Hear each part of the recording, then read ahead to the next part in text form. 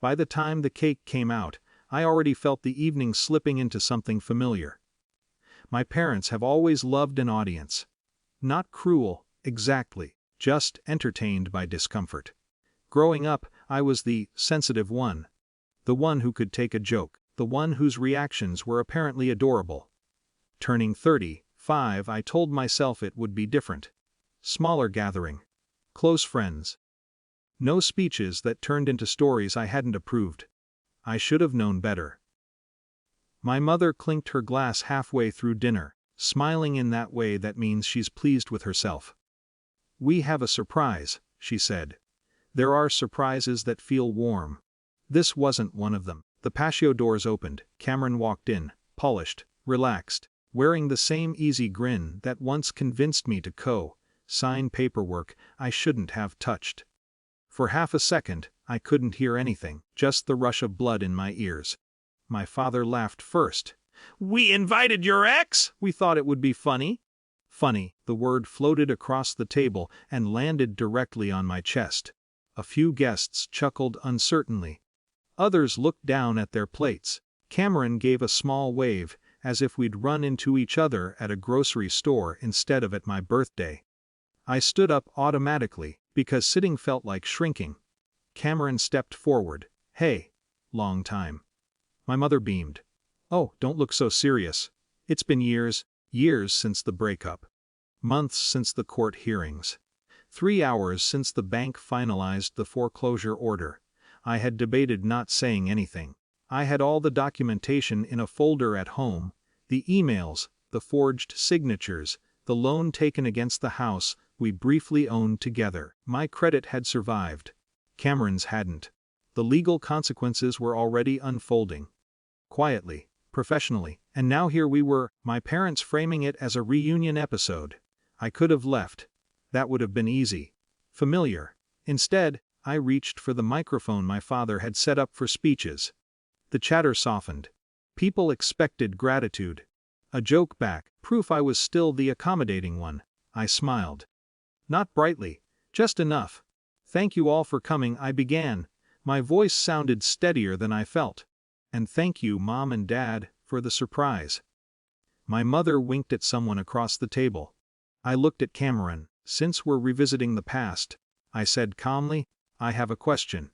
The air shifted. Subtle. But real. "How does it feel," I asked, "to know your joke just cost you your home?" No one laughed. Cameron's smile flickered. "What are you talking about?" I kept my tone even.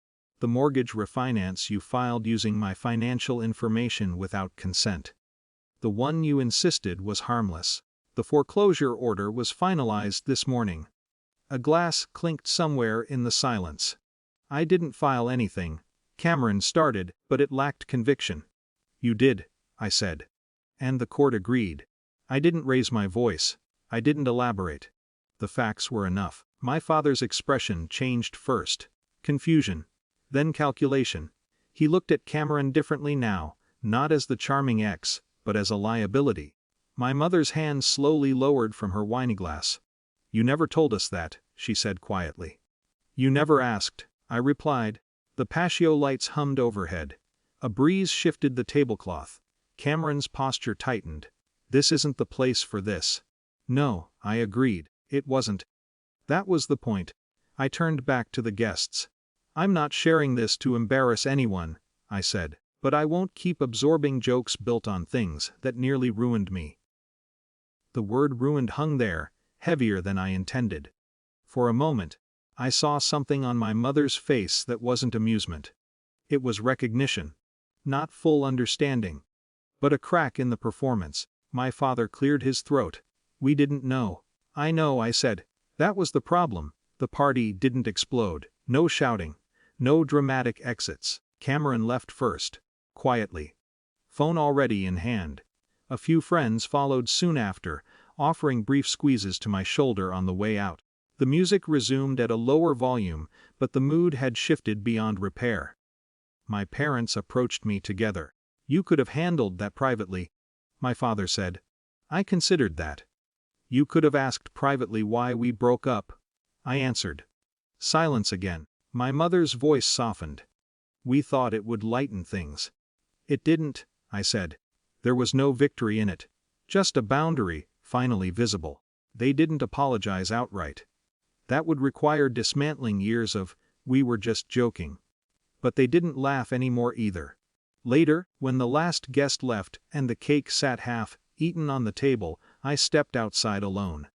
35 felt different than 34, not because of the drama.